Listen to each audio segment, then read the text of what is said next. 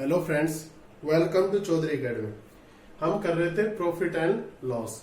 Basic करवा दिया था और कुछ इंपॉर्टेंट क्वेश्चन और कुछ जो क्वेश्चन उलझे हुए आते हैं यानी उनकी लैंग्वेज ट्रिकी दे दी जाती है, वो हमने पिछले लेक्चर में कुछ क्वेश्चन किए थे। आज हम कुछ और क्वेश्चन पे बात करेंगे जो प्रॉफिट एंड लॉस के एग्जाम में आते हैं। आप प्लीज बेसिक जरूर देख लें क्योंकि आगे क्वेश्चन आपको आसानी हो जाएगी। जिसने भी नहीं देखा चैनल पे जाके देख लें या वीडियो के डिस्क्रिप्शन में लिंक दे दूंगा, वहां से भी देख सकते हैं। तो आज का लेक्चर हम स्टार्ट करते हैं। देखिए, क्वेश्चन आते हैं आपको उलझाने के लिए। एग्जामिनर आपका दिमाग चेक करता है तो आप घूमिए मत, वही चीज दी होती है, बस थोड़ा सा ट्रिकी दे दिया जाता है। चलिए इस क्वेश्चन की बात करते हैं। क्वेश्चन दे दिया कि दो वस्तु ए और बी का क्रय मूल्य समान है। क्या दे दिया आपको? ए और बी का क्रय मूल्य समान है। वस्तु ए को 8% की हानि पर बेचा जाता है। कितनी परसेंट की? 8% की हानि पर। और वस्तु बी को क्रय मूल्य से यानी जो कॉस्ट प्राइस है ना, उससे 3,400 कितना हुआ? 3,240 रुपए अधिक बेचा जाता है। दोनों को बेचने पर समस्त 5% का लाभ हो गया। समझ में आ गया? अब क्या बोला? दोनों का क्रय मूल्य निकालना है। क्रय मूल्य निकालना है। अब देखिए, बहुत ही आसान। सबसे पहली लाइन आपको क्या दी गई कि दो वस्तु ए और बी का क्रय मूल्य समान है। मान लीजिए इन दोनों का कॉस्ट प्राइस क्या है? एकदम सेम है। तो आप इधर ए लिख लीजिए, इधर बी। कॉस्ट प्राइस हम क्या मानेंगे? इसको 100, इसको भी 100। क्या मानेंगे? इसको भी हम क्या मानेंगे? 100 मानेंगे, क्योंकि दोनों का हमको क्या दिया हुआ है? कॉस्ट प्राइस क्या दिया हुआ है हमको? बिल्कुल सेम। अब क्या बोला कि जो ए वस्तु है उसको तो 8% की हानि पर भेजा जाता है। कितने परसेंट की? 8% की हानि पर। यानी 100 की चीज है तो वो कितने में बेची? 8% की हानि पर बेची। यहां पर हो रहा है लॉस। कितना? 8%। तो 100 का 8% कितना होता है? 8। तो इसका सेलिंग प्राइस कितना आ गया? 92। और अब इसको क्या बोला है वो?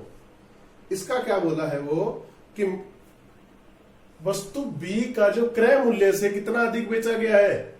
3,240। तो इसका सेलिंग प्राइस कितना आ गया? 100 प्लस 3,240। अब ऐसे क्वेश्चन में आप इसको एक्स मान लीजिए हमेशा, ठीक है? तो आसानी हो जाती है। तो ये इसका सेलिंग प्राइस कितना हो गया? 92x।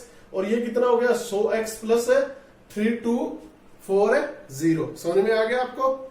3240। अब देखिए, आपको मैं बताने के लिए यूज कर रहा हूं, बाकी इसका कोई यूज नहीं है, लेकिन मैं आपको पूरा समझा रहा हूं इसलिए इसका यूज कर रहा हूं। अब वो क्या कह रहे हैं कि टोटल में 5% का लाभ हो रहा है। टोटल कितना है? 100x इसका कॉस्ट प्राइस था, 100x इसका कॉस्ट प्राइस था। तो दोनों का कितना कॉस्ट प्राइस हो गया? मिला दे तो 200x। टोटल 5% का लाभ हो रहा है। कितना परसेंट का? 5% का लाभ हो रहा है। 5% अगर निकालने इनका लाभ है तो 200 का 5% कितना निकालना है आपको? 5%। ये कितना होगा? 10x के बराबर होगा। 10x के बराबर होगा। ये आपका लाभ हो गया। तो इन दोनों को बेचने पर जो लाभ होगा वो 10x होगा ना। तो 10x आप बराबर रख दीजिए। किसके? आप यहां पर क्या रख दीजिए? 10x। और आपको कितना रुपए का लाभ हुआ टोटल? अब देखिए, इसमें तो आपको क्या दिया हुआ था कि क्रय मूल्य से 3,240 रुपए अधिक बेचा गया। तो एक तो इसके बराबर है, और इसमें तो आपको इतना लाभ हुआ है, और इसमें हानि हुई थी कितनी? 8 की। कितनी? 8x की हानि हुई, यानी -8x कर दीजिए। ये दिया हुआ है, क्या कर दीजिए? -8x। समझ में आ गया? तो 10 ये इधर चला गया तो कितना हो गया? 18x बराबर 3240।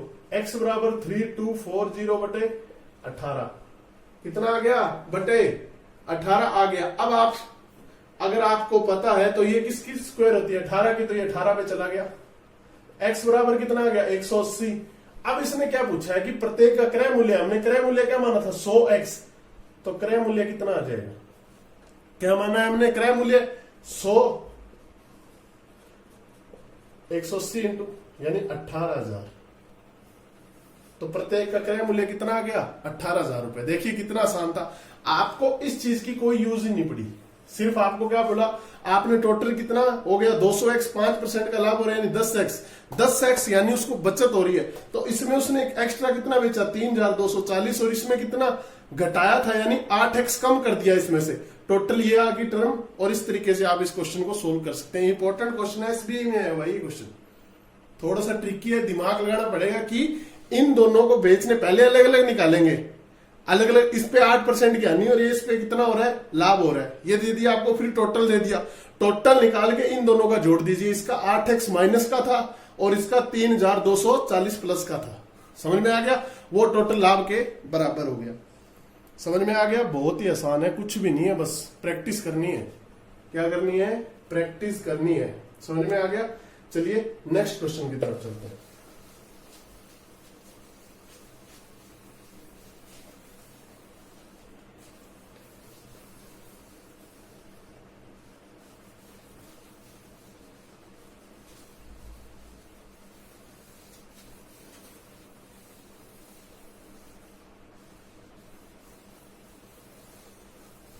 चलिए क्वेश्चन की तरफ चल रहे हैं। देखिए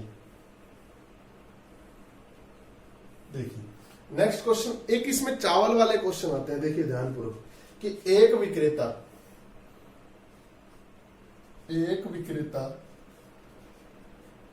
क्या कर रहा है, एक विक्रेता चावल की 2 किस्मों को तैयार करता है, या आप कहिए 2 किस्मों के मिश्रण को तैयार करता है। 2 किस्मों के मिश्रण को तैयार करता है। किसको करता है, मिश्रण को तैयार करता है, जिनका मूल्य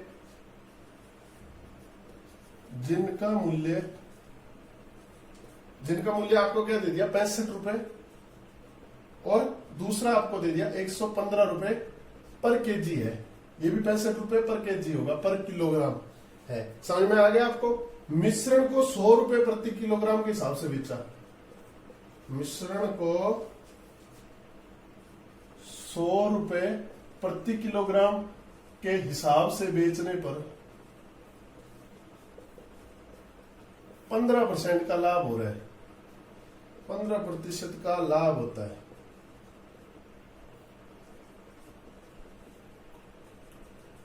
उसने चावल की दोनों किस्मों को किस अनुपात में मिलाया, ये आ गया। उसने चावल की दोनों किस्मों को किस अनुपात में मिलाया।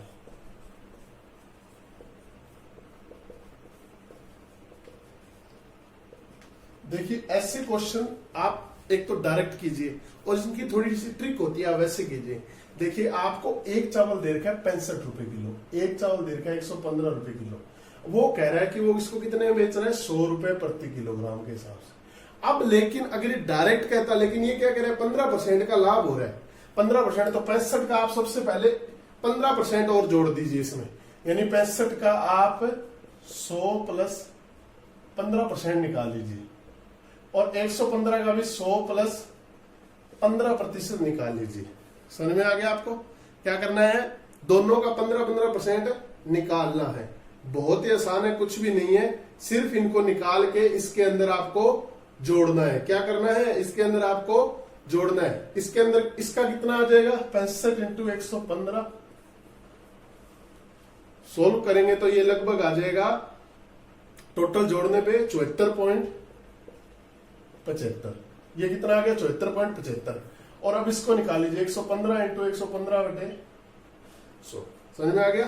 तो ये कितना हो जाएगा, 132.25। अब आपको क्या दिया हुआ है, 100। क्या दिया हुआ है, 100। आप इसका इस तरीके से लिख दीजिए। 100 में से ये घटाएंगे तो ये कितना आ गया, 32.25, और ये कितना आ गया आपका 25.25। समझ में आ गया। अब इसको सोल्व कर लीजिए, 25 से काट लीजिए, पहले तो पॉइंट से कट गया, फिर 25 से काटेंगे तो 1:9 अनुपात, इसको काटेंगे तो ये कितना हो जाएगा, 1:01। इस तरीके से इस क्वेश्चन को जल्दी कर सकते हैं आप। सेकंड के अंदर क्वेश्चन होगा, बस आपको ये निकालना आना चाहिए। ठीक है, ये देखिए जल्दी कैलकुलेशन से आपने सोल्व कर लिया, कितना आ गया, 74.75। इसको सोल्व कर लिया तो 132.25 आ गया। इस तरीके से इनको क्रॉस में माइनस कर दीजिए, यानी 100 में से जब 74.25 गए तो 25.25 आ गया, और 132 में से 100 गए तो 32.25 आ गया। इसको आप शॉर्ट फॉर्म में अगर काट लें तो 129:101 आ जाएगा। समझ में आ गया आपको। ऐसे क्वेश्चन एग्जाम में आते हैं, टाइम नहीं मिलता, थोड़ी सी कैलकुलेशन भी फास्ट कीजिए। चलिए नेक्स्ट क्वेश्चन की तरफ चलते हैं।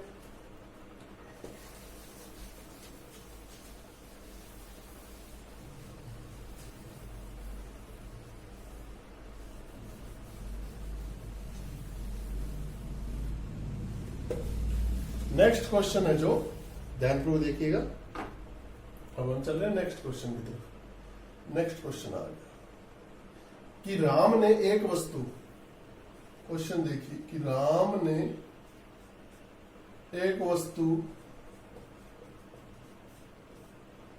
10% की हानि पर बेचा 10% की हानि पर बेचा यदि वह 90 रुपए अधिक में बेचता, 90 रुपए अधिक में बेचता तो उसे 10% का लाभ होता, उसे 10% का लाभ होता। उस वस्तु का क्रय मूल्य क्या होगा? ये आरआरबी के अंदर आया हुआ क्वेश्चन है। उस वस्तु का क्रय मूल्य, क्रय मूल्य क्या है? देखिए बहुत ही आसान क्वेश्चन है। राम ने एक वस्तु की 10% की हानि पर बेचा, यदि वह उसे 90 रुपए अधिक में बेचता तो उसे 10% का लाभ होता। तो अब उसे क्या पूछना है कि क्रय मूल्य क्या है। देखिए बहुत ही आसान क्वेश्चन है। देखिए सबसे पहले आप कॉस्ट प्राइस मान लीजिए 100। सबसे पहले उसने सेलिंग प्राइस क्या रखा? पहला उसने 10% की हानि बेच दिया। 100 का 10% कितना होता है? 10। 100 में से 10 निकाल दीजिए आप, तो कितने में? पहला सेलिंग प्राइस 90 आ गया उसका। अब वो क्या करे, अगर 10% के लाभ पे बेचता तो सेकंड सेलिंग प्राइस कितना आ गया? 100 प्लस 10 तो 110। अब कह रहे हैं इन दोनों का अंतर आपको दे रखा कितना? 90 रुपए, यानी 20 के बराबर क्या है? 90 है। 20 के बराबर क्या है? 90। मैंने कल ही बताया था। इसको भी 5 से गुणा कर दीजिए, इधर भी 5 से गुणा कर दीजिए। ये 100 आ गया। 100 बराबर 450, यानी कि कॉस्ट प्राइस हमने क्या माना था? 100। तो कितना कॉस्ट प्राइस आ गया? 450 रुपए। कितना आ गया? 450 रुपए आ गया। इसको गुणा कर दीजिए 5 से, क्योंकि हमको कॉस्ट प्राइस 100 बनाना था। समझ में आ गया? अब इसको आप, कई बच्चे क्या करते हैं, कॉस्ट प्राइस को x मान लेते हैं फिर निकालते हैं। देखिए जल्दी कीजिए 100 मान के। समझ में आ रहा है? 100 मान के करेंगे तो थोड़ा जल्दी हो जाएगा, वरना इसी क्वेश्चन में आपको ज्यादा टाइम लग जाता है। समझ में आ गया? चलिए नेक्स्ट क्वेश्चन की तरफ चलते हैं।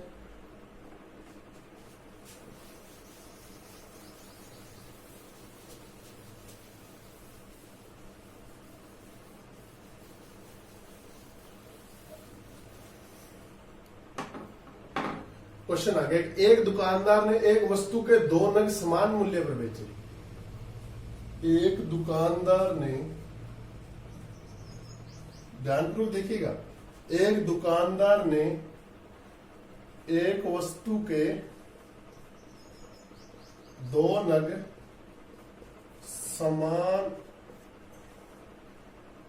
मूल्य पर खरीदे। ठीक है, समान मूल्य पर खरीदे। एक वस्तु को उसने 30% लाभ पर बेचा। लाभ पर बेचा, समझ में आ गया? 30% के लाभ पर बेचा। यदि दूसरी वस्तु को बेचने पर, ध्यानपूर्वक देखिएगा, दूसरी वस्तु को बेचने पर उसे पहली वस्तु को बेचने पर प्राप्त लाभ के 1/3, 1/3 के बराबर हानि हुई। ध्यानपूर्वक देखिए, के बराबर हानि हुई तो समग्र लाभ क्या था? यानी तो समग्र लाभ क्या है या क्या था, यानी टोटल लाभ कितना है, इसका मतलब। क्वेश्चन देखिए, एक दुकानदार ने एक वस्तु के 2 नग समान मूल्य पर खरीदे। किस मूल्य पर? समान मूल्य पर। एक वस्तु को उसने 30% लाभ पर बेचा और दूसरी वस्तु को उसने बेचने पर उसे पहली वस्तु को जो लाभ हुआ था ना, उसका 1/3 हानि होगी।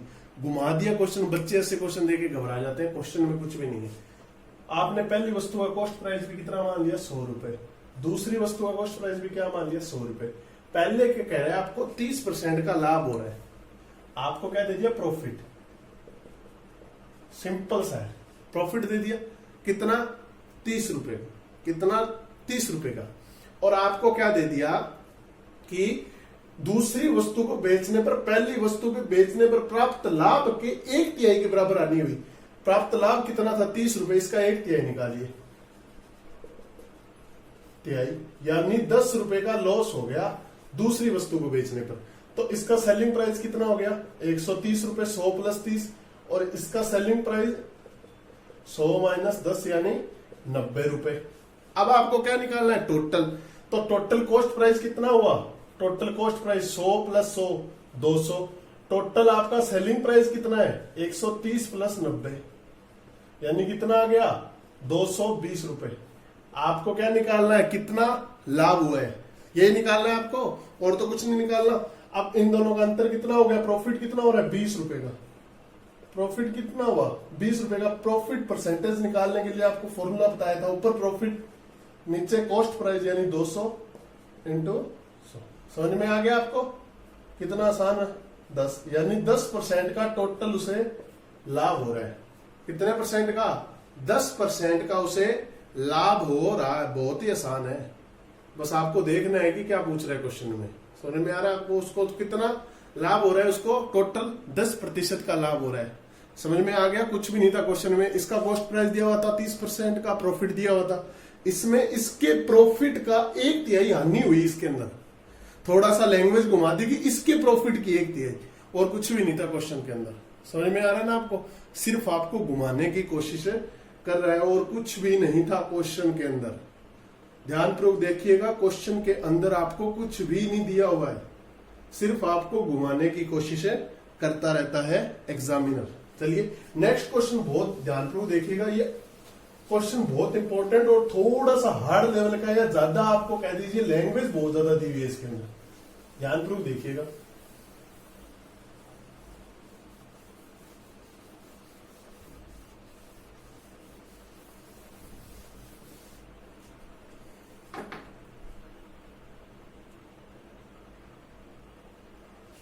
अब आपको क्वेश्चन क्या दे दिया कि वस्तु बी का क्रय मूल्य, ध्यानपूर्वक क्वेश्चन को देखिएगा, वस्तु बी का कॉस्ट प्राइस मैं लिख रहा हूं, क्रय मूल्य मान लीजिए, क्रय मूल्य वस्तु ए के कॉस्ट प्राइस से 20% अधिक था। ध्यानपूर्वक देखिएगा क्वेश्चन को, ये क्वेश्चन की लैंग्वेज बहुत बड़ी दी हुई है। वस्तु बी का अंकित मूल्य, वस्तु बी का अंकित मूल्य, वस्तु बी का अंकित मूल्य उसके क्रय मूल्य, उसके क्रय मूल्य से 20% अधिक था। कितना प्रतिशत, 20%। वस्तु बी को ध्यानपूर्वक देखिए, वस्तु बी के अंकित मूल्य व क्रय मूल्य, आपको क्या दे दिया, वस्तु बी के अंकित मूल्य व क्रय मूल्य का अंतर वस्तु ए के क्रय मूल्य व अंकित मूल्य के अंतर के बराबर था, के अंतर के। ध्यानपूर्वक देखिए क्वेश्चन में बस लैंग्वेज दी है और कुछ भी नहीं है ऐसे क्वेश्चन में। एसबीए में आया हुआ है क्वेश्चन, पीओ के अंदर बराबर है था। अब आपको कह दीजिए, तो दोनों वस्तुओं को 10% की छूट पर बेचा गया, दोनों को 10% की छूट पर बेचा गया, छूट पर बेचा गया। किसकी किसकी छूट पर, 10% की छूट पर बेचा गया यदि वस्तु बी का क्रय मूल्य, यदि वस्तु बी का क्रय मूल्य, आपको क्या दे दिया, विक्रय मूल्य, यदि वस्तु बी का विक्रय मूल्य वस्तु ए के विक्रय मूल्य से, ए के सेलिंग प्राइस से 45 रुपए अधिक है। क्या आपको दे दिया 45 रुपए अधिक है, तो वस्तु ए का क्रय मूल्य बताना है आपको, क्रय मूल्य ज्ञात करो। देखिए कितना बड़ा क्वेश्चन है, देखिए एक बार फिर से क्वेश्चन को पढ़ेंगे। वस्तु बी का कॉस्ट प्राइस, वस्तु बी का कॉस्ट प्राइस वस्तु ए के, वस्तु किसके, ए के, यहां पर ए नहीं लिखा था मैंने, वस्तु ए के कॉस्ट प्राइस से 20% अधिक था। वस्तु बी का अंकित मूल्य उसके क्रय मूल्य से 20% अधिक था। वस्तु बी के अंकित मूल्य और कॉस्ट प्राइस का अंतर वस्तु ए के क्रय मूल्य और अंकित मूल्य के अंतर के बराबर था। दोनों को 10% की छूट पर बेचा गया। यदि वस्तु बी का विक्रय मूल्य वस्तु ए के विक्रय मूल्य, सेलिंग प्राइस लिख दिया, विक्रय मूल्य होता है, आप इसको आपको बताया था सेलिंग प्राइस के 45 रुपए अधिक है, तो वस्तु ए का क्रय मूल्य। देखिए बहुत ही आसान क्वेश्चन है, सिर्फ सेकंड के अंदर होगा। आप क्या मान लीजिए, कॉस्ट प्राइस ऑफ ए, इसको 100 मान लीजिए। अब आपको बी को क्या दिया, वस्तु बी का कॉस्ट प्राइस वस्तु ए के कॉस्ट प्राइस से 20% अधिक था, तो बी का कॉस्ट प्राइस, अब 100 का 20 कितना होता है, 20 ही होता है, तो 100 प्लस 20 यानी 120 रुपए। अब इसका बी का अंकित मूल्य, बी का क्या निकालिए, अंकित मूल्य। इसको क्या दिया आपको कि 20% अधिक था, किससे, खुद ही के क्रय मूल्य से, तो 120, और इसका आप कितना निकाल लीजिए, 100 प्लस 20%, यानी 120 का 120% निकालेंगे तो ये कितना आ जाएगा, 144। कितना आ गया, 144। अब इसने क्या दिया हुआ है, अंतर दिया हुआ है, किसके, वस्तु बी के अंकित मूल्य और क्रय मूल्य का अंतर है ना जो, वो बराबर है, यानी इसका और इसका अंतर, पहले बी के अंकित मूल्य माइनस कॉस्ट प्राइस का अंतर कितना हो जाएगा, 144 माइनस 120, कितना आ जाएगा, ये 24। कितना आ गया, 24। अब ये बोल रहे हैं कि इसका अंतर बराबर है। अब आपको ए का कॉस्ट प्राइस तो पता है, अब आप सोचेंगे अंकित मूल्य तो दिया ही नहीं, और जब इसने बोल दिया बराबर है, यानी अंकित ए का अंकित मूल्य माइनस कॉस्ट प्राइस बराबर 24 दे दिया आपको। आपको क्या पता है, कॉस्ट प्राइस तो पता है ना कितना है, अंकित मूल्य आ गया ये, और कॉस्ट प्राइस कितना था, 100 बराबर 24, तो अंकित मूल्य कितना आ गया, 100 इधर आके प्लस का हो गया, तो 124। तो ए का अंकित मूल्य कितना आ गया, 124 आ गया। बी का अंकित मूल्य कितना है, 144। अब ये कह रहा है दोनों पे 10-10% की छूट दी गई। क्या दी गई, 10-10% की छूट दी गई। तो सबसे पहले ए पे 10% की छूट दी गई, तो आपको पता है, क्या पता है आपको, कि इस पे 10% की छूट, यानी 12.4 की छूट। तो इसका सेलिंग प्राइस देखिए, इसका 10% अगर आप निकाल लें तो सभी को पता होगा कि किसी भी चीज का 10% निकालना है तो उसे 0.1 से भाग दिया जाता है। ये तो पता होगा, अगर आपको 10% निकालना है तो 1/10 से भाग देना होता है, यानी 12.4। तो इसका सेलिंग प्राइस क्या हो जाएगा, 124 में से 12.4 घटा दीजिए। क्या घटाना है आपको, 124 में से 12.4 घटाइए, कितना हो जाएगा, 111.6। कितना हो गया, 111.6। और इसमें भी, इसके अंकित मूल्य में भी छूट कीजिए, ये ए का है और बी का सेलिंग प्राइस निकालेंगे, इसमें भी 10% की छूट, यानी 14.4। 144 का 10% निकालते हैं, देखिए 1 0 लगाइए, 14.4 आ गई। इतना तो कराने की जरूरत नहीं होगी, बच्चे इतना तो समझ ही सकते हैं कि 10% कितना होता है, क्योंकि उसने बोला दोनों को 10% की छूट। तो बी का सेलिंग प्राइस कितना हो जाएगा, 144 माइनस 14.4 घटा देंगे। क्या घटा देंगे, 14.4 घटा देंगे, तो ये कितना आ जाएगा, 6,921। तो ए का सेलिंग प्राइस कितना आ गया, 111.6। बी का सेलिंग प्राइस कितना आ गया, 129.6। अब इसने क्या दिया आगे, मैं इधर से रफ कर देता हूं, ये तो आपको समझ में आ गया, आसानी से समझ में आ गया। चलिए थोड़ा सा यहां से रफ कर लेते हैं, क्वेश्चन तो आपने देख ही लिया है। देखिए अब इसने क्या दिया हुआ था कि दोनों का आपको यहां पर दे दिया कि वस्तु ए के सेलिंग प्राइस से 45 रुपए अधिक था, यानी वस्तु बी का सेलिंग प्राइस, यानी इन दोनों का अंतर, यानी selling price of B minus selling price of A is equal to 45। Selling price कितना है, 129.6, इसका कितना है, 111.6 बराबर 45। ये 18 बराबर 45 है, 1 बराबर 45/18 हो जाएगा। 1 बराबर कितना हो जाएगा, कितना हो गया 45/18 हो गया। एक बराबर कितना हो गया 45/18। अब आपको क्या निकालना है 100 ही निकालना है। तो 45/18 इंटू 100, ये 9 से कटा 2, ये 5, तो 100 बराबर कितना आ गया 250 रुपए। और इस 100 को ही हमने क्या माना था कॉस्ट प्राइस ऑफ ए, और यही हमारा क्या होगा क्रय मूल्य होगा।